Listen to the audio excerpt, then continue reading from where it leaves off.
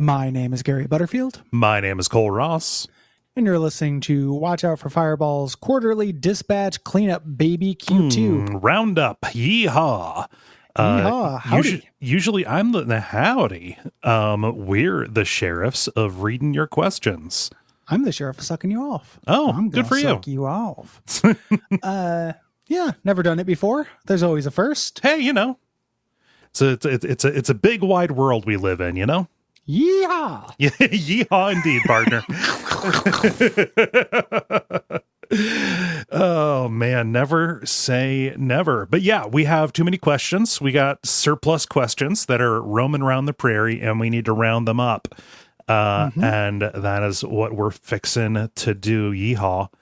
Yeehaw. Pull up a bean and enjoy a camp spur. It's time for questions. Yeah.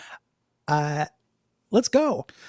Chris Hales, this partner, says, I really enjoyed The Last of Us, but still haven't played the sequel as I found the discourse around it so exhausting that it just killed all my interest in it.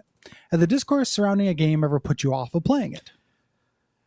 I mean, it's probably colored the way that I went in because you end up being braced for all different kinds of stuff depending on just kind of what kind of horseshit has been around, you know? But like usually when I start playing a game, it is so far beyond when it came out. And by that I mean like even just a couple of months. That's usually good enough to get you past the dipshit discourse, you know? Yeah, there's like capital D discourse, which is obnoxious, and then there's discourse that just is how you hear about games before you play them. Yeah, you know, so like tons of stuff around The Last of Us 2 discourse put me off it, but it wasn't because of controversial stuff. It was just people were like, "Oh, it's a Naughty Dog game, but it's like 30 hours long." Yeah, and I was like, "Oh yeah, that's gonna put me off." Like I would rather choose for myself whatever the controversy is. I've done a bunch of those and found sometimes them to be overblown.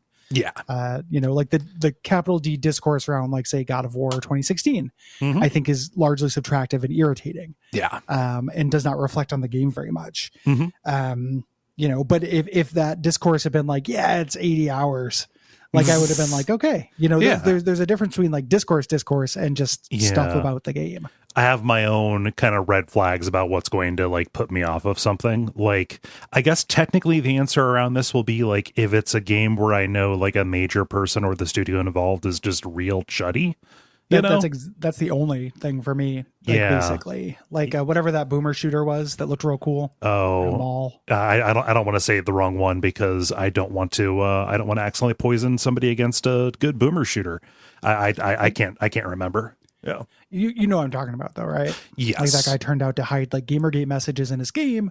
Stuff like that. I'm like, I'm good. Yeah. That is what will put me off. But that's, you know, simultaneously not wanting to give money to a person, and also like if it's for a show, like if it's just for myself, I can play it and not talk about it, which is fine.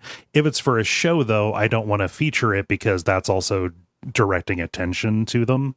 You know? Yes. So it ends up being just one of those things, but that's not a consideration that everybody has. So. Yeah. Nope.